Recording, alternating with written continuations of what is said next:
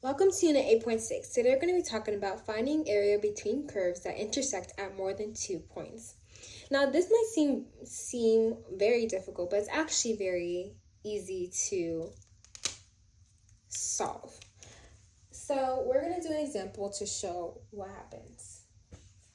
Given that I have my f of x and my g of x equation, the first thing I want to do is find out where these two curves intersect. So to do that, all I have to do is set up these equations to equal each other. So that's what we're going to do. So we have 3x cubed minus x squared minus 10x equals negative x squared plus 2x. And then all I have to do is solve for x. So I'm going to move my x squared from this side on both sides. I'm going to add it, and they both cross out on both sides. And I'm going to subtract 2x on both sides, and I'm left with 3x cubed minus 12x equals 0. I'm going to factor out a 3x, and I'm left with x minus 4 equals 0. And then I have 3x. I can factor out the x squared minus 4, and that gives me x plus 2. X minus 2 equals 0. And then I just solve for all my x's. I know x plus 2 equals 0, x minus 2 equals 0, and 3x equals 0. That's going to give me x equals plus and minus 2, and x equals 0. So I'm going to kind of expand that. We have x equals negative 2. X equals 0, and x equals 2. If you can recall from our previous units, this is how our interval is given to us, and we have to see what our interval would look like. So we know that our interval is going to be based off of this equation. Let me show you. So this is going to be the interval between our bounded points.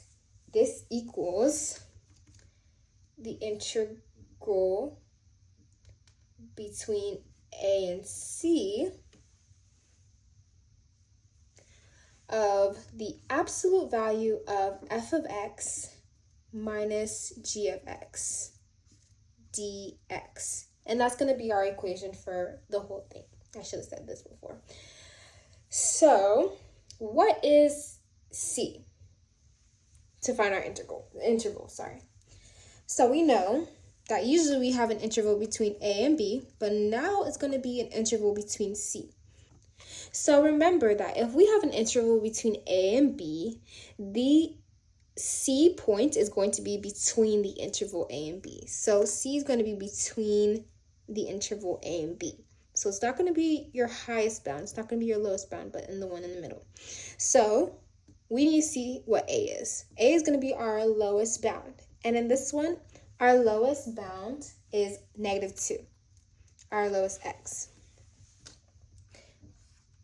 So negative 2. And for c, which is not our highest bound, but our second bound, is going to be 0. And that's where our interval is going to go. Is going to be between. And then you would just plug in f of x minus g of x, the absolute value of that. So let's do that. Now that I have found my integral, I'm going to plug in my equation fully. So I have the absolute value between, use parentheses, 3x cubed minus x squared minus 10x minus g of x, which is negative x squared plus 2x, all over the absolute value dx. And then all we have to do is what we've been doing prior when we're finding the area between curves. We use the fundamental theorem of calculus, do FB minus FA, and solve. So I'm going to do that real quick.